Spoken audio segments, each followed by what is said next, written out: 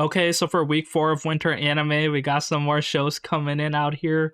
I'm gonna talk about it. So yeah, like a lot of cool progressions. Frieren continuing to be solid and crazy. You got this old man kind of like fighting people. We got some more stuff in solo leveling and a lot more story progressions for most of these shows. So let's get started. So for solo leveling, episode 5. We kind of continue this journey. Jinwoo, his face has changed like art styles. This man's been working out so much, all the nurses in the hospital are thirsty for him. So yeah, the typical power fantasy dude, he got overpowered. Now all the girls are on his dick. So yeah, like I kind of got taken aback, like this muscle training just changed the shape of his face so quickly. It looks like a whole different guy. So I thought that was a bit abrupt. Like I thought he had to do like some super like hardened level training to change like the shape of his face, but no, it was just like regular training. He's like in the level 20s right now. So yeah, I mean he's still like working hard, but he has to make money now. So he has to pay rent, so he decides to go more dungeon crawling. So the problem is he's still like an E rank adventurer, and he doesn't want to like retest because it'll be kind of suspicious. So I kind of like that about him. He's like, oh, if people saw that I got a second awakening or something, and my powers are like too overpowered, like it might be annoying to explain. And then he doesn't really know the full extent of his powers either. So I guess he's trying to like keep it down low, which is something I would do. If I had like superpowers, I wouldn't tell anyone. So he's basically doing like low level raids to kind of like, get some money for rent. So he joins the C rank dungeon. It's still a bit higher than any dungeon he's been in before. So yeah, like he's kind of just like a bag carrier. There's 8 people on his squad, and yeah, he goes in. He kind of like befriends one of the other new guys and they explore the dungeon. So it's kind of like in this construction site. We get some random lore drops. I don't really care too much because I feel like they're yapping a bit too much about stuff that doesn't matter. But it is what it is. Like I appreciate the effort of like actually writing a story. So, I can't really complain too much. So basically they kind of like invade the dungeon, kill all these like kind of monster ants, but they see that these ants were already kind of like half dead. Someone was eating them. So in the final room of the dungeon, there's like the spider final boss. So yeah, it's like a C rank boss, but it's sleeping, so they don't want to wake it up. And also in the spider's lair is like a whole shit ton of mana crystals, like a giant reserve of them. So they decide to mine them, but then we see Jinwoo's party is really suspicious. So yeah, their goal is basically to kill Jinwoo and the other guy and then take the money for themselves, like a 6-way split. It's kind of funny, so they lock them into the spider cave, and now yeah, it looks like they were about to die or escape. So, but they didn't calculate Jinwoo being overpowered. They didn't calculate him being him. So yeah, the episode ends with him kind of flexing in front of the spider, and then he'll probably one-shot it. Like he has this whole venom sword, but maybe the spider is immune to venom, but it looks like it's no problem. So yeah, I wonder what's gonna happen next. All right, now for Frieren, Beyond Journey's End, episode 21. Crazy ass episode. Yes, Frieren is her. She's doing everything, but yeah, the people she's fighting are also kind of cool. So Frieren is fighting Denken, who's like this old man, while the other 2 girls in her party are fighting this kind of earth guy who's just using like earth magic. So yeah, I kind of felt bad for the girls because they can kind of hold their own for a bit, but yeah, this dude's overwhelming them. So yeah, they're just like on the defensive. Frieren fighting though was like very cool because he thinks he's him. So he's just attacking with his magical spells. He doesn't really care. He wants to be a first class mage for his own reasons, which was like, kind of nice. He kind of wants to earn magic, like it's part of the destination. It's not fun if you get it handed to you. So basically he fights Frieren, but Frieren easily dispatches him. Kind of summons this giant fire tornado at Frieren, but then she just like tanks it, goes behind, dispatches him, shoots him with like, the basic magic spell. So yeah, this dude is kind of down for the count. The thing is, like, Frieren still needs the bird, and she's like to the other girl in party, I'll kill him if you don't come out and give me the bird. So yeah, her bait kind of works because we know Frieren doesn't really want to kill these guys. So yeah, she kind of dispatches the other girl, ties them both up, too easy. And then now, like, the cool part is that the other girls are fighting. So it's a girl with ice powers and water powers. The problem is there's no water here because there's like this huge barrier and it's blocking the rain. So Frieren is like, yeah, I'm gonna help these girls. I feel bad that her magic is kind of being locked away because she has no access to water. So she destroys the whole barrier, which seems kind of impossible. Only like the original magical elf could do that, but yeah, Frieren is her. She destroys the barrier. Now the other girl has access to the water, and she destroys the Earth guys. So yeah, all of Frieren's party members defeat these guys attacking them, which is kind of cool. It reminds me of the Sturk and Frieren fight with the demons, because it's like Frieren trusts them to like hold their own, and then they do after like, you know, a lot of hardship. So, you know, the writing feels nice. It's like Frieren is the main character, but these other people are holding their own. But we see the party kind of like hunting down other party members. They kind of like take their bird, and then he finds some. So yeah, he finds 2 people. The 3rd member died, but there's like kind of holding on to the bird to like save their pride, and then it's like, yo, give me that shit. The problem is everyone is drained of mana, so he's like, I'm gonna fight you like a man. He just punches him in the face. So yeah, this old man got hands, and basically party also succeeds. We see there's 6 parties going into the next stage of the magical tournament. So yeah, there's 18 different people. A lot more things can happen. I'm kind of excited. I don't know where this like kind of magical exam will go. Okay, so for Mashle season 2 episode 5, kind of crazy episode. We get Finn versus Carpaccio. He's like the final boss. So the fact that Finn is like fighting him is kind of funny, because it's like, yeah, our boy Finn has no chance. So we see Carpaccio's ability is to kind of like stab himself, and he takes no damage, but he reflects his damage back to the other person he's fighting, which is kind of crazy because he can just instantly one-shot you if he just like stabs his heart or cuts his head off. So basically his spell Magic Transfer is like attacking Finn. Finn's trying to hide, but yeah, it's just like over for him. But yeah, Finn is like doing the heroic, like generic heroic thing where he's like, oh, I will never give up, even if I'm outmatched, even if I'm beaten so hard, I won't back down. I gotta like save our crystal for our team. You know, kind of like generic good guy speech. I thought like there was a lot of gapping this episode. I did not like how it was paced, but it's still fine. You know, it's not like a deal breaker for the whole anime. But yeah, basically Finn kind of like releases his magic, which is teleportation, or it's like body swap, so he can swap one person's body with another one. But even if he swaps away Carpaccio can still stab himself in the legs and stop Finn from moving. Kind of like tells us his motivation. He has like this Master Cane, which is like a special magic wand. I think there's only like 12 or 13 of them in this world. So yeah, he has one of the chosen wands. It looks like Mash has another chosen wand because he has like that big heavy metal stick, but yeah, maybe that's like a reveal that'll come through later. But yeah, after a lot of yapping, Finn almost dying, Mash comes in to save him, because of course he does. No way Finn would come out alive without Mash. So yeah, Mash punches Carpaccio in the face. The problem is that the damage just gets reflected back to Mash. The thing is, Mash can take it. He can take his own punches. So yeah, we see that Carpaccio's ability comes from this goddess statue behind him. That's basically just like instantly healing his wounds. So I thought Mash would do something creative, maybe tie up Carpaccio, but no, he just like punches him. Keeps punching him. It reminded me of the All Might versus Nomu fight, where it was like, yeah, this Nomu was like invulnerable, and All Might's like, no, I'm gonna just like keep punching harder. So yeah, Mash just keeps punching harder. The damage gets reflected back to Mash. Mash doesn't care, and he actually kind of cracks the healing statue. Also, he kind of like sculpts his iron wand into like a tennis racket, like this iron tennis racket, and starts like shooting balls into the crack of the nurse's head. And then yeah, it's just like playing tennis. You know, if they did this type of joke before, like Mash playing soccer with magical spells, and then he smacks Carpaccio in the face with the tennis racket. I thought this dude would be dead. It straight up looked like Mash murdered this guy because there's this like entire hole in his skull. His head is caved in. It looks like he has permanent brain damage. Maybe, but yeah, it's just not a magical shonen world, so they'll probably heal it up. I didn't really expect too much of him, but I guess it's cool that Mash kind of like changed his viewpoint. This dude was a big eugenics guy where he was like, you know, your status is defined at birth. That's why he kind of like acts superior around other people, because he has like that chosen magic wand. But the thing is, Mash just like proved him wrong. He's like, I'm a million times stronger than you, so I'll just beat you up. I'll make you feel pain. So I think this was my least favorite in the whole season 2 so far, which is kind of surprising because we had like a kind of cool fight at the second half. But yeah, I just thought the talking and the pacing, especially Finn just like being like a scared coward running away, was a bit annoying. Like, I know that's his character. I know he got like a bit of character development, but you know, I'm gonna keep watching Mash. This anime's very entertaining. Love watching it, just like so chill and funny. Okay, so for Chained Soldier episode 5, cool fight over here. So we see Yuki and Himari kind of teaming up against Yashiho, who's the Himari's sister. So then, yeah, she has the time powers. So they realize, okay, let's just overwhelm her because her time powers, she needs to do like this cool JoJo pose to do them. So yeah, when she's actually doing the pose, Yuki kind of overwhelms her with his speed and punches her. Or if they're kind of like far away and she's doing the pose, they run away. So she can only stop time for 5 seconds. So if they run away fast enough, then she can't attack them. So they're basically kind of like keeping her at bay depending on the situation. And if they're close enough, yeah, they'll attack her. So yeah, Yachio seems to be overwhelmed. But instead of Golden Hour, she has a super special ability, Prime Time. Freezes time for 10 seconds instead of 5 seconds. So when they try to run away, she is in range, she shoots them both.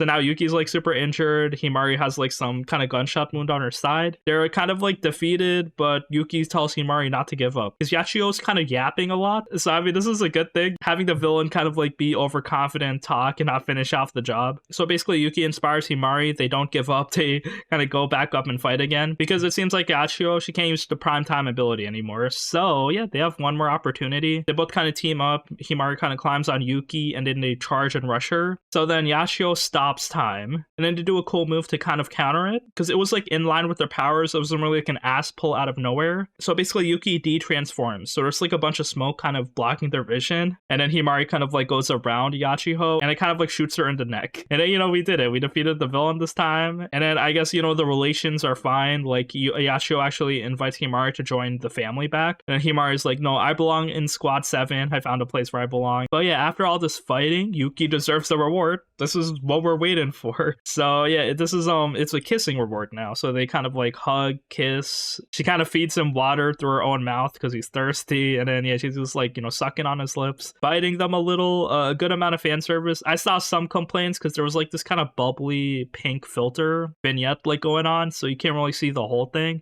But I thought it was like animated extremely well, the kissing scene. But yeah, I guess if you're a manga reader, yeah, this adaptation is not like the best. But anyway, I'm really liking the story regardless. The action is actually like very well written.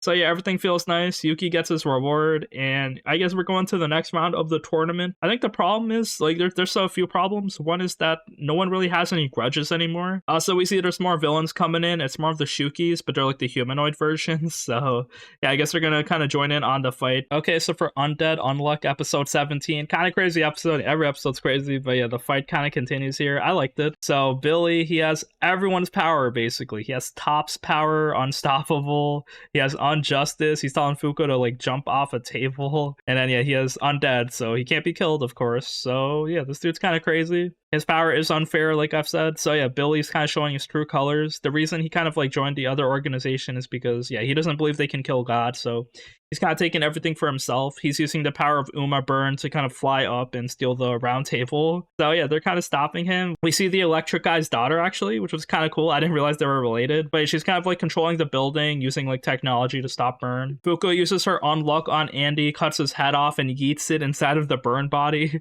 So all the unluckiness kind of flows into him and he freezes and he gets like stabbed and stuck to the wall. The problem is, yeah, Billy's too strong. So yeah, he uses Unjustice to tell Fuko to jump off a table. Andy kind of rescues her, but then now he's free to kind of fly up and leave. We see Tatiana, so she's finally here. She doesn't want to fight Billy because he's her savior. So he actually uses Unjustice on Tatiana, and it makes Tatiana do the opposite. Instead of not wanting to fight Billy, she wants to fight him now. Opens up her armor, kind of like disintegrates Billy's body, but he has Undead to kind of tank it, so it doesn't really matter. And then they do get away, but then Fuko kind of steals the Apocalypse book. So yeah, the thing is you can have the table, but if we have the book, then you can't really hand in the quest. So you need both. So I guess they're going to fight to confront each other in the far future. But it looks like as Fuko grabbed the Apocalypse book, it dumped a bunch of memories onto her, which were a bit crazy. Like, the implications of these memories are kind of nuts. But it kind of implies that there's, like, an alternate universe where, like, an alternate timeline where something happened with these, like, kind of Union members. And maybe some people died, maybe people grew old. But yeah, their powers were kind of different. It was, like, a different multiverse. It might have been, like, maybe the first timeline before things got messed up. But yeah, after that, Fuko kind of, like, gets paralyzed at all these memories. So hopefully she's alright. But yeah, they do get the Apocalypse book back. They lose the fight, but yeah, we have like a lot more stuff going on. It looks like Juice has to explain some shit to everybody, so I guess I'm looking forward to next episode, see what more crazy shit's gonna happen, get some more reveals as Undead Unluck does continue. Alright, so for the weakest Tamer picks up Trash Isekai episode 4. I really love this isekai. It's so cute. I've seen this girl kind of like going along with the slime, doing her thing with her power, trying to survive.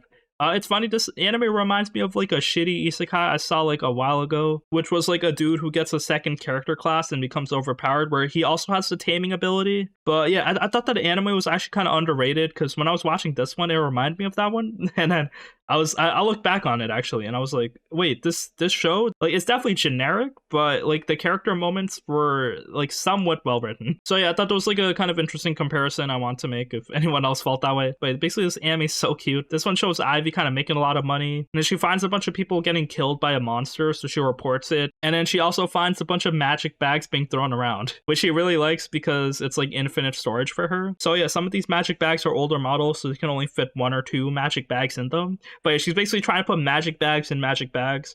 So she has like 1 bag, she doesn't have to carry everything, and it's not that heavy. But yeah, this anime is like super wholesome. It's not too deep, but yeah, I love seeing the journey of Ivy. I want to see more of her, what she does. Alright, so for Delicious in a Dungeon episode 5, another funny episode, really loving this anime. So there's like jeweled bugs that are kind of like fake gold coins basically, and then they are just like flying bugs that attack you. So we see this other party, they have kind of like dreams and aspirations of, you know, braving the dungeon, but then they all get wiped. So it's like a kind of cool like background explanation for them. But yeah, our party kind of comes across them. They kind of like say a blessing on them so they don't turn into zombies. And then they find all these like coin bugs around them. So yeah, they kill all the coin bugs and decide to eat them. The problem is you're eating bugs, but yeah, they do a lot of stuff with them. They make sandwiches with them and then, you know, skewer them, roast them up. So it's all pretty funny. Also, after the coin bug incident, there are ghosts coming in. They're like kind of white, cold monsters, and then they possess you as well as like give you like bad memories. So they kind of like fight off the ghosts, exorcise them. They're kind of lamenting that their old party member, the main dude's sister, is missing because she was very strong and capable. So yeah, they can't really compare with her. And then they really miss her in the party. I feel it's like really cool character moments because yeah, she is like really strong.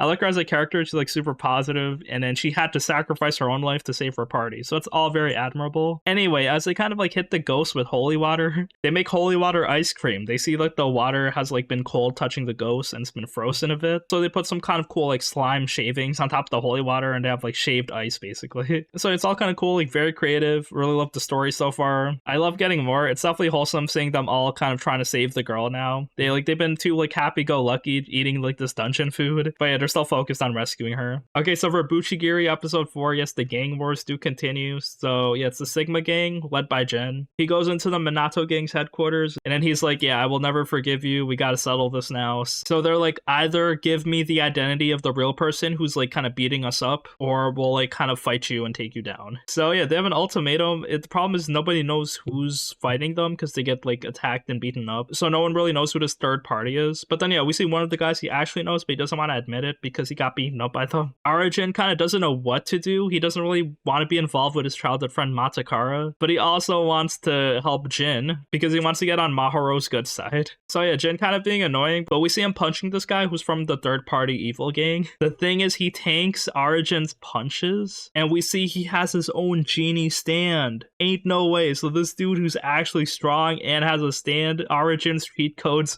can't overcome them this time. So yeah, the episode ends there with him punching the dude in the face, but then him waking up and using his stand power. So yeah, stand looks like his name's Ichiya. The episode ends there. We don't know what's gonna happen, but you know, it's pretty interesting. I feel like they're cooking with Arjun's character, but maybe not. Maybe I have too much hope, but hopefully he gets better. Hopefully they explain why he kind of is not friends with Matakara anymore. I really need to know this, and why he's like, you know, super simp with IBS. We need to know the answer to these questions, but if we don't get it, at least we got like some good action in this anime to look forward to. Alright, and after the Dangers in My Heart Season 2, Episode 5, yes, so cute. Every episode so cute. Yeah, this one, they kind of go on an after-school date. We also see that Kyotaro's sister is kind of working in this takoyaki place.